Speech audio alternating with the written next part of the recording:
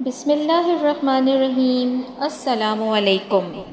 ایک گاؤں میں ایک صاحب کی اپنی بیوی کے ساتھ کچھ ادمن ہو گئی۔ ابھی جھگڑا ختم نہیں ہوا تھا کہ اسی اثنا میں ان کا مہمان آ گیا۔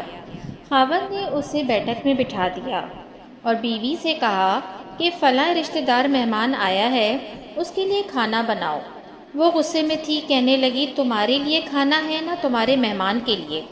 وہ بڑا پریشان ہوا کہ لڑائی تو ہماری اپنی ہے، اگر رشتہ دار کو پتہ چل گیا تو خواہ مخواہ کی باتیں ہوں گی، لہٰذا خاموشی سے آ کر مہمان کے پاس بیٹھ گیا۔ اتنے میں اسے خیال آیا کہ چلو بیوی اگر روٹی نہیں پکاتی تو سامنے والے ہمارے ہمسائے بہت اچھے ہیں، خاندان والی بات ہے، میں انہیں ایک مہمان کا کھانا پکانے کے لیے کہہ دیتا ہوں۔ چنانچہ وہ ان کے پاس گیا اور کہنے لگا کہ میری بیوی کی طبیعت خراب ہے، لہٰذا آپ ہمارے مہمان کے لیے کھانا بنا دیجیے۔ انہوں نے کہا بہت اچھا، جتنے آدمیوں کا کہیں کھانا بنا دیتے ہیں۔ وہ مطمئن ہو کر مہمان کے پاس آ کر بیٹھ گیا کہ مہمان کو کم از کم کھانا تو مل جائے گا، جس سے عزت بھی بچ جائے گی۔ تھوڑی دیر کے بعد مہمان نے کہا ذرا ٹھنڈا پانی تو لا دیجیے۔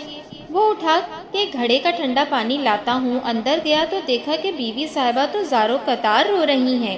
وہ بڑا حیران ہوا کہ یہ شیرنی اور اس کے آنسو، کہنے لگا کیا بات ہے؟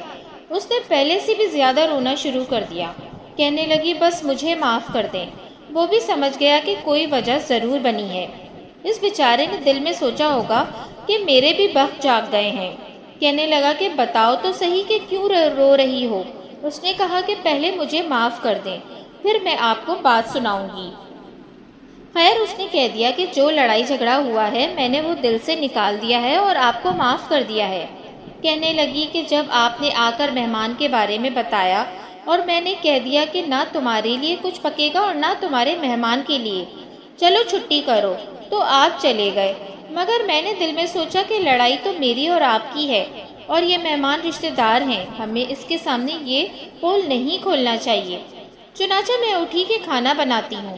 جب میں کچن میں گئی تو میں نے دیکھا کہ جس بوری میں ہمارا آٹا پڑا ہوتا ہے، ایک سفید ریش آدمی اس بوری میں سے کچھ آٹا نکال رہا ہے۔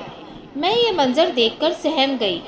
وہ مجھے کہنے لگا اے خاتون پریشان نہ ہو، یہ تمہارے مہمان کا حصہ تھا جو تمہارے آٹے میں شامل تھا، اب چونکہ یہ ہمسائے کے گھر میں پکنا ہے اس لیے وہی آٹا لینے کے لیے آیا ہوں۔